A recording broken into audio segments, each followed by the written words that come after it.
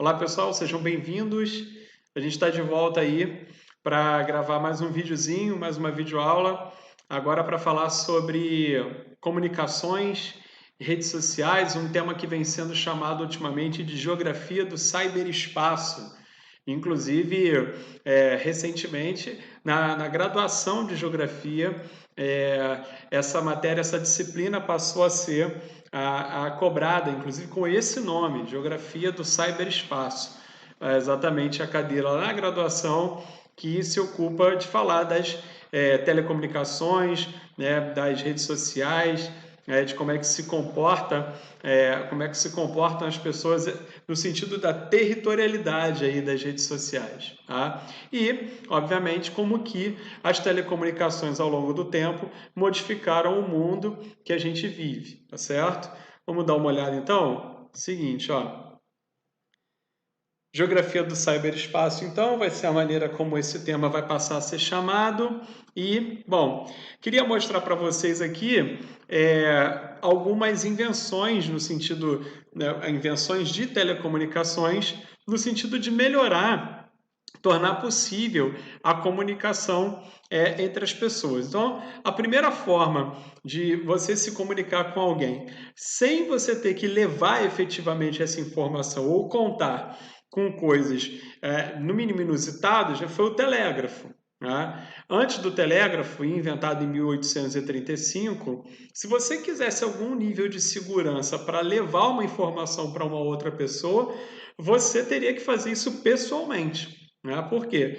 Pedir ao mensageiro, você estaria ali propenso a qualquer coisa ali que acontecesse com o camarada, inclusive de você ser traído pelo sujeito e ele entregar a informação, se ela fosse importante, para uma outra pessoa. Tá? E, tirando isso, aquelas coisas que são meio folclóricas, mas que a galera usava, né? O pombo correio, né?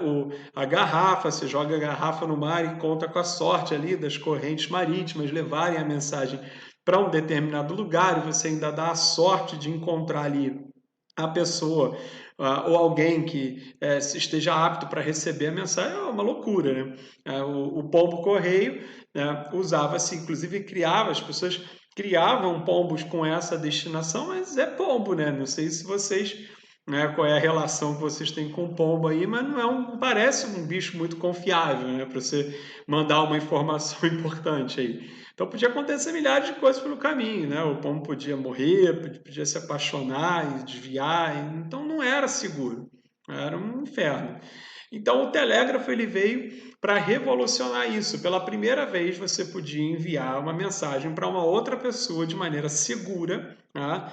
Sem que você precisasse levar essa informação lá. Então o telégrafo ele vai ter um impacto muito forte, tá? Nas transmissões aí, nas telecomunicações.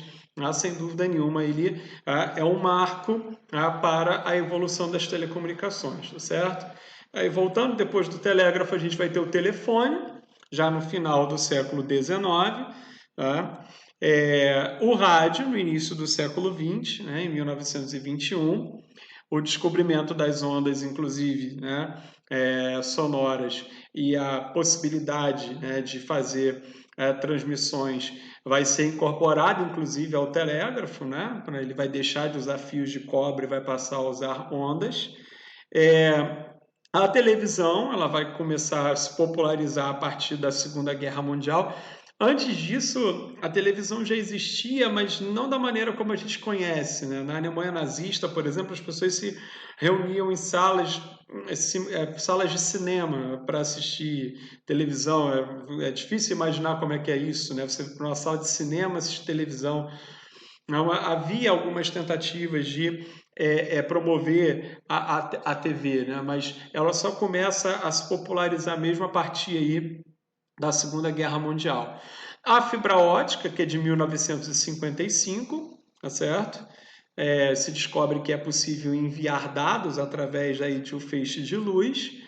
O satélite, né, que é de 1957, repara que a conjugação dessas duas invenções aqui, dessas duas descobertas, na verdade, né, vão ser um marco para as telecomunicações também, o que vai inclusive dar a possibilidade técnica para a revolução técnico-científica que virá mais na frente, né?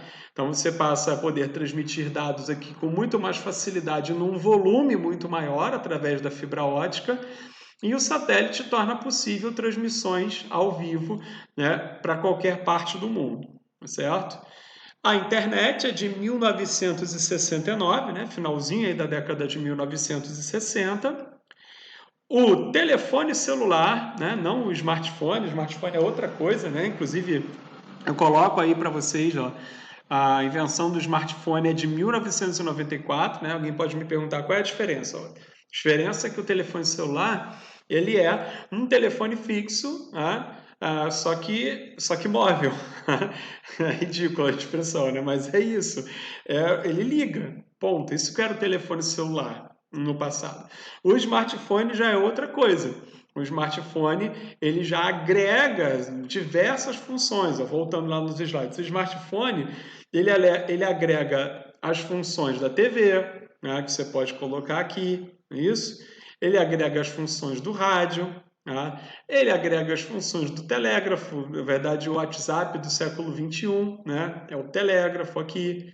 E, inclusive, dá para fazer ligação, né? Como a gente sempre insiste, o telefone celular, que hoje é menos usado para fazer ligação do que qualquer outra coisa, né? As pessoas, inclusive, às vezes têm dificuldade de saber onde é que é lá no seu telefone para fazer uma ligação, efetivamente, mas ele ainda tem essa função. Então, o smartphone ele veio aí reunir, ele veio agregar, né, todas as funções de todas essas invenções que a gente narrou aí desde o início do século XIX. E é claro que a evolução desses meios de telecomunicações foram aos poucos tornando a vida das pessoas diferente, né? Principalmente essa ideia de mundo globalizado, né? Porque você tem acesso a notícias de várias partes do mundo, né? E uma outra sensação que a gente tem, né? Que parece que acontecem muitas coisas ao mesmo tempo, né? Acontecem muitas coisas simultaneamente.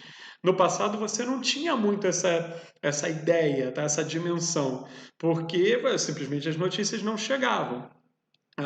Então, agora, como você tem acesso a notícias de várias partes do mundo em grande volume, dá a sensação de que é tudo uma loucura, de que é tudo uma correria, mas no passado as coisas também aconteciam longe de você, só que você não ficava sabendo.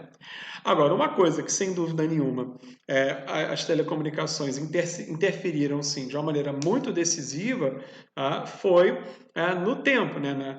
A questão do como lidar com o tempo. Isso as telecomunicações, sem dúvida nenhuma, atingiram em cheio, assim, porque no passado, vamos aqui para um outro slide para mostrar algumas coisas ligadas ao transporte, né, para vocês. Essa é uma figura clássica, né, que aparece pela primeira vez lá no livro do David Harvey, chamado A Condição Pós-Moderna, em 1992, se eu não me engano, a primeira edição desse livro, e depois ela se populariza, né? E aí o Harvey ele vai colocar aqui, ó, a velocidade das carruagens e dos barcos à vela, carruagens e barco à vela.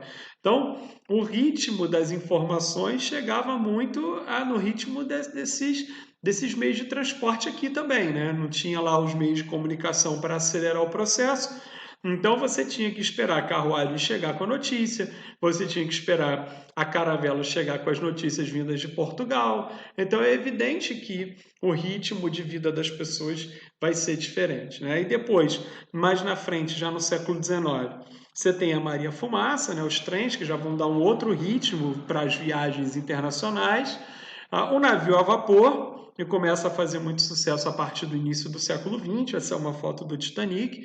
Então eles vão ser bem mais rápidos já que a caravela, mas o que vai revolucionar mesmo aí o transporte vai ser o avião, né? Essa foto de um turbo-hélice da Panair, que é um clássico aí da aviação brasileira, e um outro clássico que vai aparecer aí, que é o Concorde, né? Um avião supersônico que fazia a viagem entre Londres e Paris na década de 80 em 2 horas e 50 minutos, né? Que é um sem dúvida nenhuma, um tempo muito bom, um tempo absurdamente curto. Londres, eu falei Londres e Paris? Desculpa, Londres e Nova York, perdão, tinha a rota Londres-Paris também, mas Londres-Nova York em menos de 3 horas. Então você fazia um voo transatlântico em menos de 3 horas, né? O que é muito um tempo absurdo, absurdamente pequeno, para o que as pessoas estavam acostumadas na época, com voos aí de mais de 5 horas.